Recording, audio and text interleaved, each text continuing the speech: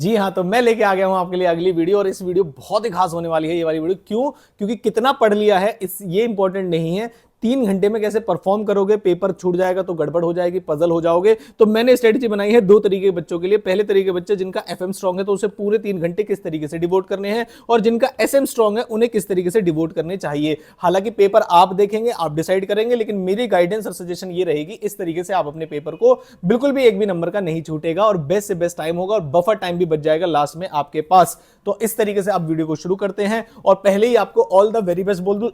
शायद ये आपके एग्जाम से पहले की आखिरी वीडियो है। अगर आप कोई और टॉपिक बोलोगे तो मैं अपलोड कर दूंगा, कमेंट बॉक्स में कमेंट करोगे, लेकिन all the very best. Paper बढ़िया जाने वाला है। कोई भी टॉपिक अगर आपके छूट गए हैं तो उनकी टेंशन मत लीजिए, वो एग्जाम में नहीं आएंगे, ऐसा सोच के चले जाइए। और जो आपको आता होगा, अगर आपने बेस्ट से बेस्ट तरीके से वो किया है तो कोई भी दिक्कत आपको नहीं आएगी। तो 3 घंटे के एग्जाम स्ट्रेटेजी में अगर आपका एफएम स्ट्रांग है तो आप क्या करेंगे? देखो, एफएम स्ट्रांग है तब भी आपको स्ट्रेटेजिक मैनेजमेंट के पॉइंट्स, यानी कि जो आप डिस्क्रिप्टिव, क्योंकि पहले जो 15 मिनट होते हैं उसमें एमसीक्यू तो मिलता नहीं है, तो आपको स्ट्रेटेजिक मैनेजमेंट का पेपर पढ़ना है। पेपर पढ़ने में से ये देखना है कि कहीं कोई ऐसे क्वेश्चन तो नहीं आए जो आप रट के आए थे, जिनके पॉइंट्स हैं आपको लगता है कि आप भूल सकते हैं। तो बस ऐसे पॉइंट्स को आपको पकड़ लेना है। और क्या करना है? देखो, ऐसे पॉइंट्स को पकड़ के अगर क्वेश्चन पेपर पे वो लिखने दे तो अच्छी बात है, अदरवाइज पेंसिल लेके जाइएगा। छोटे छोटे पॉइंट्स आंसर शीट आते ही, मतलब पहले 15 मिनट में आपने एक बार रट लिया, और आंसर शीट आते ही पहले जाके पेंसिल से आंसर शीट के लास्ट में एसएम के पॉइंट्स जो आप भूल सकते हो वो आप पढ़ ली, वो आप क्या नाम है फटाफट से लिख लीजिएगा। उसके बाद एफएम स्ट्रांग है तब भी बता रहा हूं मैं आपको, वरना गड़बड़ हो जाएगी, एफएम करते करते भूल जाओगे पॉइंट्स को। अब हुआ सर पेपर शुरू।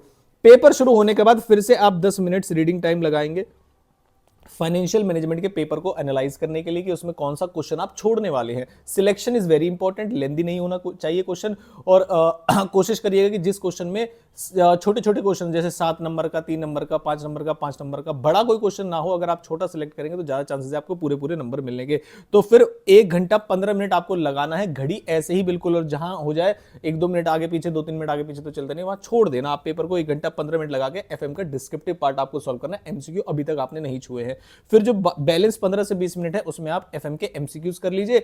एफएम के एमसीक्यूज में 15 या 20 या 25 भी मिनट लग जाए तब भी कोई दिक्कत वाली बात नहीं, क्योंकि उसमें कैलकुलेशन और स्ट्रेटेजिक मैनेजमेंट वाले जल्दी हो जाएंगे। तो यहां पर आकर ये 15 मिनट हटा दूं तो यहां पर आके आपके ऑलमोस्ट 1.5 घंटे या 5-10 मिनट ऊपर हो जाएंगे खत्म, और आपने एमसीक्यू वगैरह सब कर लिया है। अब बारी आती है सर एसएम की। तो जो आपने स्ट्रेटेजिक मैनेजमेंट के पॉइंट्स लिखे हैं वो बहुत अच्छी बात है। अब स्ट्रेटेजिक मैनेजमेंट के स्टार्टिंग के 15 मिनट में आप उसके एमसीक्यूज कर लेना। भाई पढ़ लो, सारी नॉलेज होती है, अब उसके एमसीक्यू कर देना, क्योंकि जब आप एसएम पढ़ोगे तो आपके ऑलमोस्ट दिमाग में सारी चीजें होंगे, तो एमसीक्यूज उसके सॉल्व कर देना। और जो बाकी का 1.5 घंटा आपके लिए बचा है, उस 1.5 घंटे में आपको करना है डिस्क्रिप्टिव पार्ट। ठीक है, ये जो 1.5 घंटा है इसमें आपको क्या करना है सर? डिस्क्रिप्टिव पार्ट करना है, यानी सेक्शन बी जिसको बोलते हैं।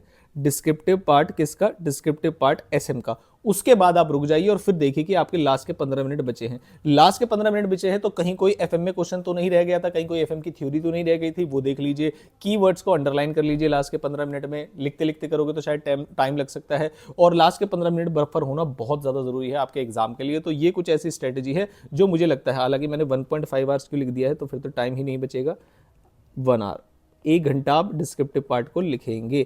इस तरीके से अगर आप पेपर को डिवोट करेंगे तो आई कैन गारंटी यू आपका पेपर नहीं छूटेगा, और जो क्रीम पॉइंट्स है जो आप भूल सकते हैं वो इस तरीके से होंगे कि आप बिल्कुल भी दिक्कत नहीं आएगी। अब सर हमारा तो एसएम स्ट्रांग है तो बताओ, तो पहली चीज तो ध्यान रखना चाहे आपका एफएम स्ट्रांग है चाहे आपकी एसएम स्ट्रांग है, पहले 15 मिनट में स्ट्रेटेजिक मैनेजमेंट को पढ़ लेना।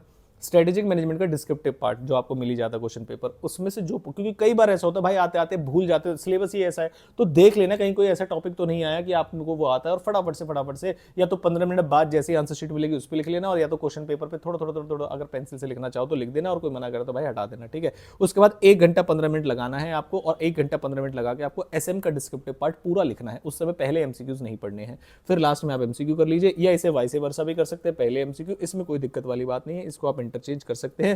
लेकिन स्टार्टिंग के 1.5 घंटे में आप एसएम अपना कर लीजिए फिनिश। फिर उसके बाद आपके पास आ जाता है 1 घंटे 15 मिनट, आप अभी भी एमसीक्यू नहीं देखेंगे, फाइनेंशियल मैनेजमेंट के डिस्क्रिप्टिव पार्ट देखेंगे।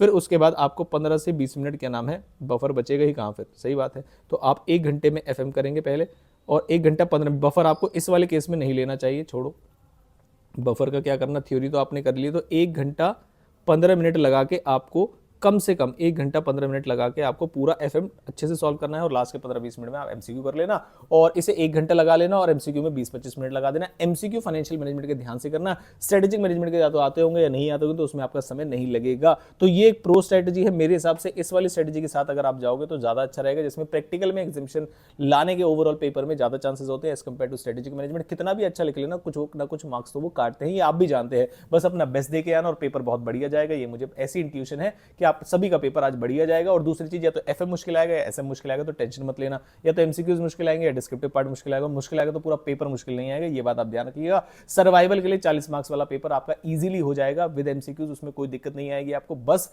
चैलेंज ये है कि अगर आप एफएम के न्यूमेरिकल्स ठीक करके आगे तो भाई एग्जामिनेशन भी आ सकती है।